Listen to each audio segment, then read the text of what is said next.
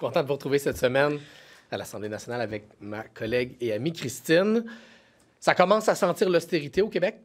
Ça sent de plus en plus l'austérité. Et ça, c'est une odeur que les Québécois et les Québécoises n'aiment pas. On l'a vu la semaine dernière avec la démission de Yuri Chassin. Il y a des pressions internes de plus en plus fortes sur François Legault pour qu'il y ait des coupures rapidement. Et on ne peut pas se permettre ça au Québec. On ne peut pas se permettre une autre ronde d'austérité. Nos services de santé, nos services d'éducation ne peuvent pas se permettre ça. Et ce matin, un article de Mme Lajoie qui vient alimenter les craintes de plusieurs Québécois, de plusieurs Québécoises. Dans plusieurs ministères au Québec, il y a des directives de coupure, de restrictions budgétaires qui commencent à être données. On se croirait de retour à l'ère Philippe Couillard. C'est ce que les gens sur le terrain commencent à dire. C'est très, très inquiétant. On l'a vu dans les cégeps et dans les universités. On l'a vu dans le transport en commun, en francisation. Il y a des coupures qui commencent au Québec. Donc, à Québec solidaire, on lance un appel à la vigilance de la population. Si vous voyez autour de vous des coupures dans un service public, allez sur servicecoupé.com et parlez-nous de ce que vous voyez sur le terrain. On a besoin donc de la vigilance des citoyens et des citoyennes pour faire le portrait de ce qui se passe sur le terrain. On ne peut pas se permettre ça, plus d'austérité au Québec encore. Donc, si vous voyez de l'austérité, écrivez-nous. Merci, Gabriel. Effectivement, les gens nous demandent souvent ce qu'ils peuvent faire pour nous aider dans notre travail de parti d'opposition ici à l'Assemblée nationale. La meilleure façon de nous aider, c'est de nous transmettre de l'information sur ce qui se passe sur le terrain, ce que vous voyez comme usagers des services, comme employés du secteur public. On veut le savoir parce que François Legault ne fera pas de communiqué de presse pour annoncer les coupures. Il n'y a pas le courage politique de faire ça puis de dire la vérité aux Québécois sur les décisions qu'ils sont en train de prendre par en arrière. Donc, on a lancé ce site-là, servicecoupé.com. Déjà, on a reçu près de 150 témoignages là, en quelques heures. Ça me fait penser à quand j'avais lancé un site aussi pour récolter des témoignages sur ce qui se passe dans le système d'éducation. Il y avait eu un bel engouement. Les gens veulent dénoncer ce qui les indigne sur le terrain. Des témoignages qui parlent, par exemple, de postes qui ne sont pas remplacés en santé, de diminution de transport en commun.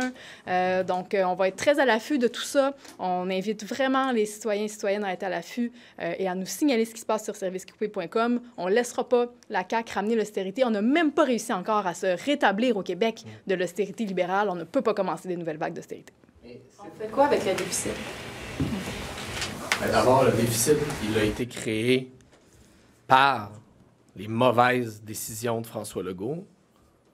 Les exemples, on pourrait les énumérer pendant longtemps, mais baisser les impôts des gens qui font plus de 100 000 $ par année pour ensuite être forcés de faire des coupures en santé, en éducation, dans les services publics, c'était des mauvaises décisions. Nous, le rôle qu'on va se donner ici à l'Assemblée nationale, là, c'est d'être les chiens de garde de l'austérité. Les Québécois, les Québécoises, ils n'en veulent pas et ils ont besoin d'un parti qui s'occupe de ça.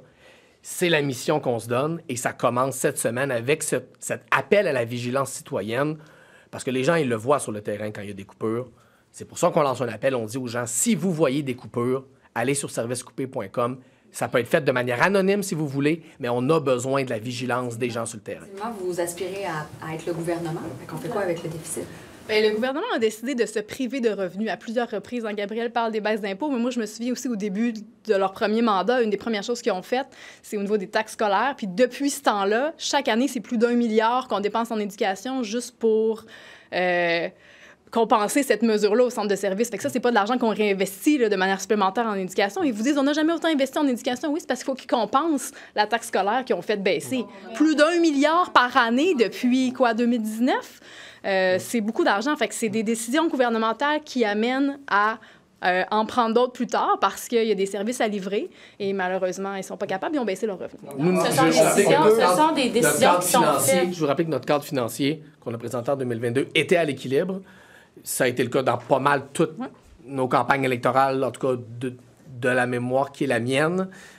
Donc, nous, on a présenté des cadres financiers à l'équilibre où on allait chercher des revenus pour accoter les dépenses qu'on faisait. Il y a des manières de régler ce déficit-là sans plonger le Québec en austérité. Mais c'est sûr qu'il aurait fallu, au départ, faire des meilleurs choix. Puis la baisse d'impôts aux gens de plus de 100 000, les chèques juste avant les élections, c'est sûr que ça a fait mal aux finances publiques du Québec. Et pelleter par en avant des infrastructures, ce n'est jamais une bonne décision de gestion. Ça va coûter plus cher. Si vous prenez le pouvoir, vous récoltez ce que le gouvernement a fait avant vous. Puis on fera un cadre financier en 2022. C'est ça qui doit... En 2026, on Donc, fera quel un est cadre votre premier financier. geste, justement, pour renflouer les coffres de l'État? C'est une bonne question que vous posez. Ça fait partie de la démarche qu'on va faire avec nos membres dans les prochaines années, quand on a décidé avec nos membres qu'on allait réactualiser notre programme. On a discuté du mécanisme d'adoption de la plateforme électorale. On va justement déterminer avec les membres en 2025 quels seront les gestes d'un gouvernement solidaire. Donc, on vous le dira en temps et lieu. C'est le travail qu'on va faire avec nos membres À en chaque 2025. élection, on a un cadre financier, puis il va en avoir un encore. L'élection du Bloc québécois hier, est-ce que c'est une bonne, une mauvaise nouvelle? Comment vous réagissez à cette élection? Bon, on les félicite pour le nouveau siège qu'ils ont gagné. C'était une campagne assez serrée. Il fallait se coucher tard pour voir le résultat de ça. On les félicite. Mais quel message ça envoie qu'on élise un député souverainiste, alors que vous êtes un parti souverainiste? Alors, quel message ça envoie l'élection du Bloc québécois hier? Vous savez qu'à Québec solidaire, on ne prend pas position au niveau fédéral. Ça a été notre position dans pas mal toutes les dernières élections fédérales. Fait que nous, on est neutre au niveau fédéral. Mais on est toujours content de voir un indépendantiste de plus être élu, peu importe le Parlement.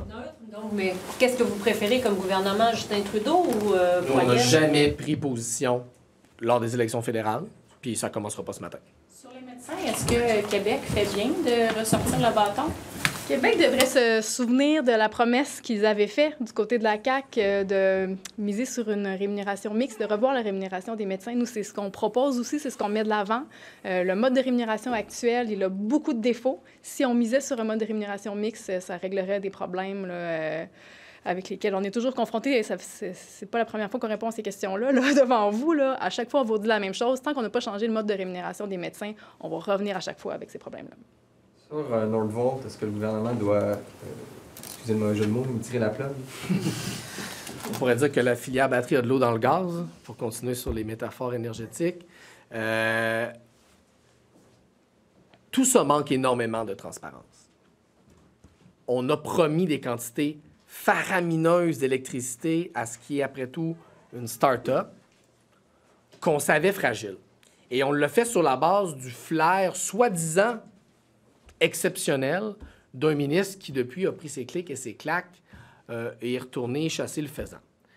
Et là, on se retrouve avec, comme société, là, tout un problème à gérer, une entreprise qui, de toute évidence, bat de l'aile, des promesses d'investissement et des promesses de livraison d'électricité qui sont pas simples à réaliser pour le gouvernement du Québec.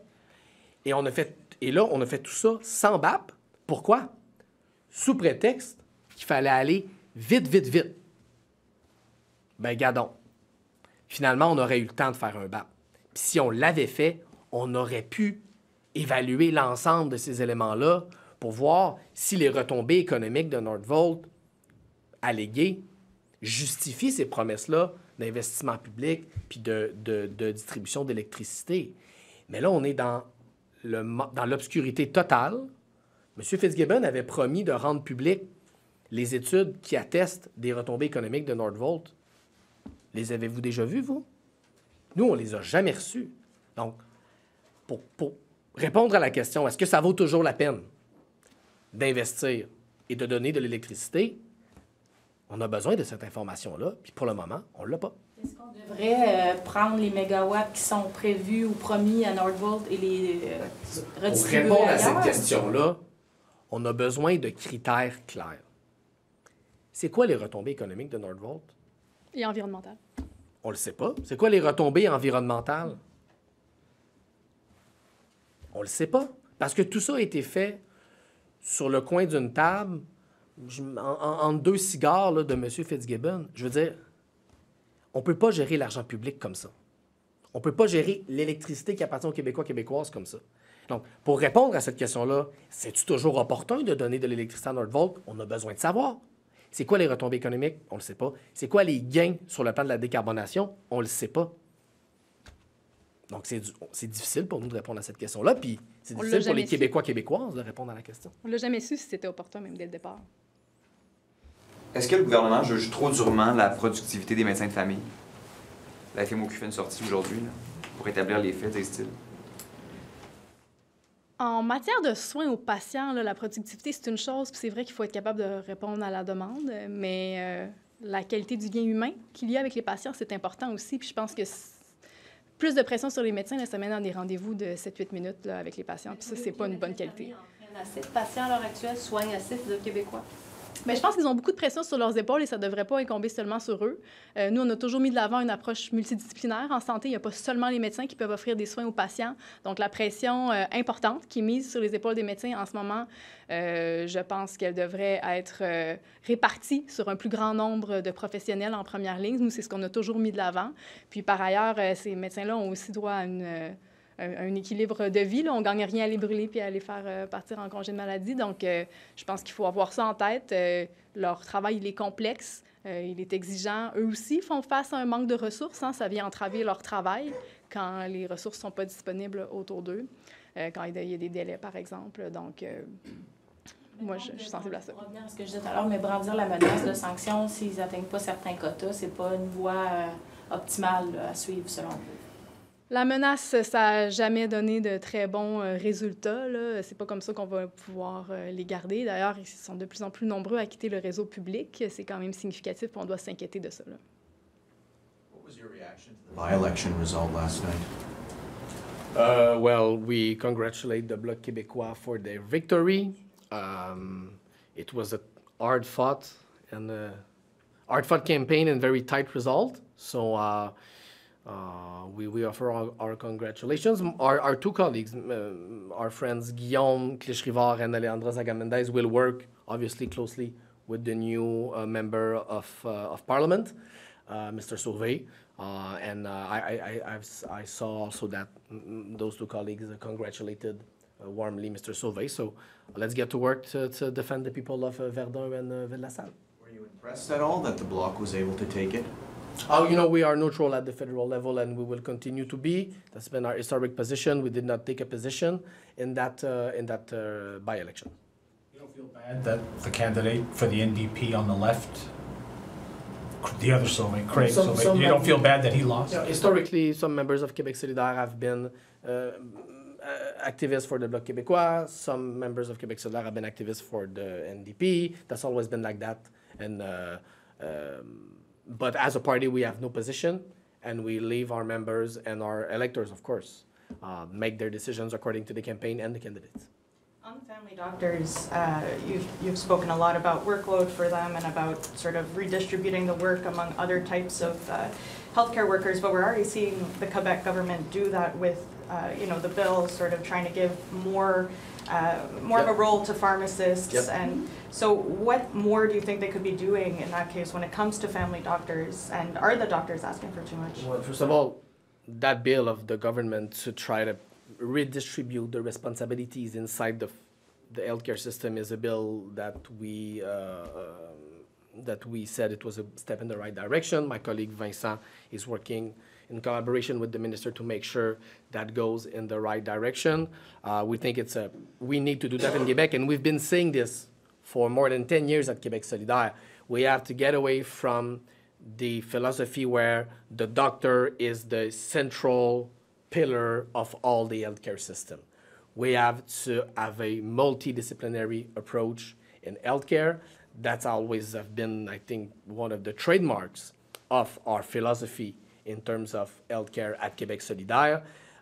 And the fight we're seeing right now between the government and the doctors is exactly the type of fights that we've been seeing for years and years and years in Quebec. And nothing gets fixed. Why? Because we are not addressing the elephant in the room, which is the way doctors are paid. And we will fight amongst ourselves for years and years and years. And the first line will never get better if we don't address that elephant in the room, which is the way doctors are paid. Our system in that regard is broken. Mr. Legault had promised to fix it. He didn't have the courage to do it, and now he's playing tough in his negotiations with the Association of Doctors. But the real fight was the fight to change the way doctors are paid in Quebec, and he abandoned that fight. So we will continue to have those petty fights each year or each 2 years, and the main problem is not going to get solved.